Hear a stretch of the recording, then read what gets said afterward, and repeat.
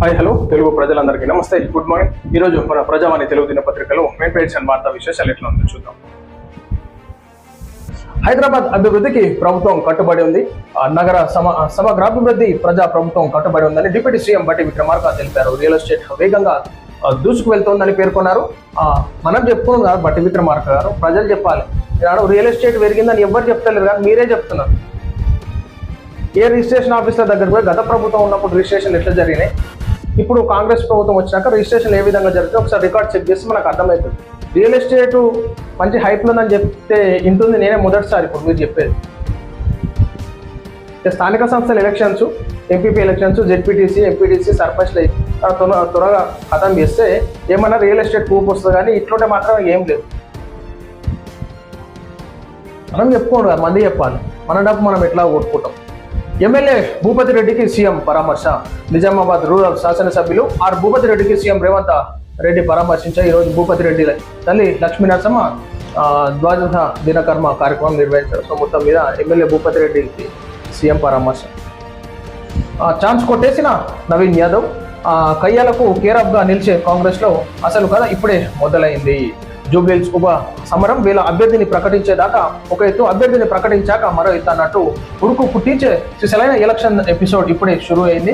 అధికార పార్టీగా ప్రత్యర్థుల కన్నా ముందుండాల్సిన పార్టీని ఈ కలహాలు వెనక్కి లాగుతున్నాయంతా సెటరేట్ చేసుకునేందుకు హైకమాండ్ చేస్తున్న ప్రయత్నాలు ఫలించి ముందుకు నడిపిస్తాయని ఇప్పుడే హాట్ టాపిక్ గా మారింది. స్థానిక సంస్థల ఎన్నికలకు బ్రేక్ పడడంతో ఇప్పుడు అందరి దృష్టి జూబ్లీహిల్స్ ఉప ఎన్నిక వైపు మళ్ళీ. సో మొత్తం మీద ఈనాడు మనం చూసుకోవచ్చు, జూబ్లీహిల్స్ టికెట్ నవీన్ యాదవ్కి దక్కినట్టుగా చూసుకోవచ్చు. సో మొత్తం మీద అయితే వాళ్ళంతా సర్వే నిర్వహించేసి ఎవరికైతే టికెట్ ఇస్తే బాగుంటుంది, సో ఏ అభ్యర్థి అయితే కాంగ్రెస్ పార్టీని గెలిపించగలుగుతారు, సో పబ్లిక్ ఏ విధంగా ముందున్నారు, సో అన్నింటినీ క్యాల్కులేషన్ చేసుకొని టికెట్ ఇవ్వడం జరిగింది. సో మొత్తం మీద ఈ అంజన్ కుమార్ యాదవ్ కొంచెం ఇది చేస్తూ ఉన్నాడు. సో లోకల్గా ఉన్నటువంటి నాకు కాకుండా ఆయనకి ఎట్లా ఇస్తారని చెప్పేసి ఈయన అంజన్ కుమార్ యాదవ్ ఆయన నవీన్ కుమార్ యాదవ్ మొత్తం మీద నడుస్తుంది. కొంచెం మొత్తం మీద బుజ్జగిస్తారు అటు చేసి. సిపిజిఈటి 2వ దశ ప్రవేశాలకు షెడ్యూల్ విడుదల. రాష్ట్రంలోని అన్ని యూనివర్సిటీల పరిధిలోని వివిధ పీజీ కోర్సులు ప్రవేశానికి నిర్వహించిన టీజీ సిపిజిఈటి 2025 2వ దశ ప్రవేశాలకు షెడ్యూల్ను విడుదల చేసినట్లు కన్వీనర్ ప్రొఫెసర్ పాండురంగారెడ్డి తెలిపారు. హైదరాబాద్లో మరోసారి బుల్డోజర్ల జోరు. 750 కోట్ల విలువైన భూమిని కాపాడిన హైడ్రా. మరోసారి హైడ్రా బుల్డోజర్లు పరుగులు పెట్టాయి. మహానగరాన్ని ఆక్రమణల నుంచి రక్షించి భవిష్యత్తు తరాలకు ఆక్రమణలు లేని హైదరాబాద్ను ఇవ్వాలని రాష్ట్ర ప్రభుత్వం సంకల్పించుకుంది. ఈ క్రమంలో తాజాగా షేక్పేట్ మండలంలోని బంజారాహిల్స్ రోడ్ నెంబర్ 10లో వెలిసిన అక్రమాలను తొలగించాయి. ఈ క్రమంలో 5 ఎకరాల ప్రభుత్వ భూమిని స్వాధీనం చేసుకున్నాయి. సో మొత్తం మీద 750 కోట్ల విలువైనటువంటి భూమిని కాపాడినట్టు చూసుకోవచ్చు. నేను హైడ్రా ఏం చేస్తున్నాను ఇది ప్రభుత్వ ఆస్తులను కాపాడాలి. ఈనాడు ఓన్లీ సిటీలలో హైదరాబాద్ కాదు, గ్రామీణ ప్రాంతాలలో కూడా జాగాలు కబ్జాలు అవుతున్నాయి, ప్రభుత్వ భూములు కబ్జాలు అవుతున్నాయి. వాటిని కూడా సంరక్షించుకోవాలి. డ్రగ్స్ ముఠా డబ్బు బదిలీ నెట్వర్క్ పై ఈగల్ ఆపరేషన్. 3 కోట్ల స్వాధీనం. రాష్ట్రంలో డ్రగ్స్ ను కట్టడి చేసేందుకు తెలంగాణ ప్రభుత్వం ఏర్పాటు చేసిన ఈగల్ టీం మరో ఆపరేషన్ ను విజయవంతంగా నిర్వహించింది.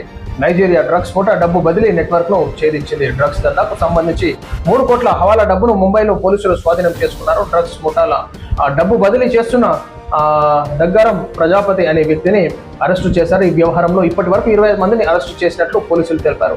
నకిలీ పాస్పోర్ట్లతో విదేశీయులకు భారత్లోకి ప్రవేశిస్తున్నట్లు గుర్తించారు. 7 కిలోల ఓపియం, 2 కిలోల పాపిస్ట్రా డ్రగ్స్. సో ఇతర రంగాల నుంచి ఇట్లా సోర్స్ ఉంటే ఆ విధంగా వాడుకుంటున్నారు. సో ఈనాడు అధికారులను కూడా దీనికి దింపి కోట్ల రూపాయలు ఎరని చూపించేసి మొత్తం మీద స్మగ్లింగ్ కార్యక్రమాలు ఇది మళ్ళా డబ్బులు ఈ విధంగా చేయడం జరుగుతుంది. సో మొత్తం మీద ఎలా చూసుకోవాలి, ఎక్కడ చూసినా కానీ ఈ ఈగల్ ఆపరేషన్ మనము ముంబై కానీ ఢిల్లీ కానీ, సో ఇక్కడ ఎయిర్పోర్ట్స్లో ప్రధానంగా ఉన్నటువంటి ఎయిర్పోర్ట్స్కి ట్రాన్స్పోర్ట్ అయ్యేటటువంటి డ్రగ్స్ని పట్టుకోవడంలో కానీ సో చాలా చాకచక్యంగా వివరించడం జరుగుతుంది. కాబట్టి సో పబ్లిక్ కూడా అవేర్నెస్తో నుండి ఈనాడు జరిగేటటువంటి ఇల్లీగల్ కార్యకలాపాలని పోలీసులకి ఇన్ఫర్మేషన్ ఇవ్వాల్సిందే కోరుతాము.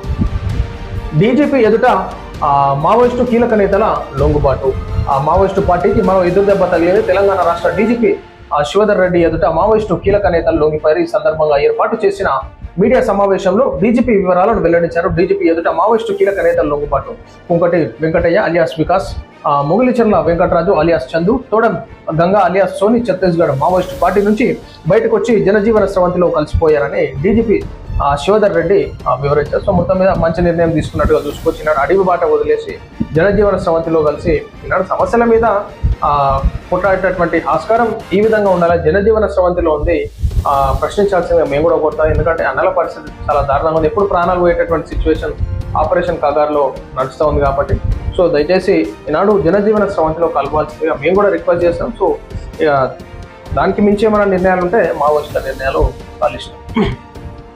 విశాఖను మొత్తం మీద మేము ఏమనేదంటే జనజీవన స్రవంతిలో ఉండి కొట్లాడాల్సిందిగా మేము కూడా కోరుతున్నాం ప్రజల తరఫు. విశాఖను ముంబై తరహాలో అభివృద్ధి చేస్తాం. వైజాగ్ స్టీల్ ప్లాంట్కు చాలా చేశామని సీఎం చంద్రబాబు తెలిపారు. అందుకే దానిని మూత పడకుండా చేయగలిగామని ఆయన ధీమా వ్యక్తం చేశారు. ఏపీ కేబినెట్ భేటీలో ఆయన మాట్లాడారు. స్టీల్ ప్లాంట్ను నష్టాల నుంచి బయటకు తీసుకురాగలమని పేర్కొన్నారు. వైజాగ్కు railway zone, Google data centre ప్రాజెక్టులను తీసుకొచ్చామని పేర్కొన్నారు. ఇవన్నీ ప్రజల్లోకి తీసుకువెళ్లాలని మంత్రులకు సీఎం చంద్రబాబు సూచించారు. సో ఖచ్చితంగా విశాఖను ముంబై తరహాలో అభివృద్ధి చేస్తామని చెప్పేసి చంద్రబాబు నాయుడు గారు డెసిషన్ తీసుకున్నాడు. ఖచ్చితంగా అయితే సో ఈనాడు ఉద్యోగుల జీవితాలు, ఎందుకంటే దాని మీద బేస్ చేసుకొని ఉంటారు కాబట్టి ఉద్యోగులు, సో ఖచ్చితంగా డెవలప్మెంట్ చేయాలి కానీ దాన్ని ఫుల్ స్టాప్ పెట్టేటటువంటి ఆస్కారం ఉండొద్దని చెప్పేసి తెలియజేస్తాం. సో ఇది ప్రజల ఈరోజు మనం చూస్తున్నాం. ఈరోజు మన ప్రజావాణి తెలుగు దినపత్రికలో మెయిన్ పేర్చిన వార్తా విశేషాలు. నమస్తే.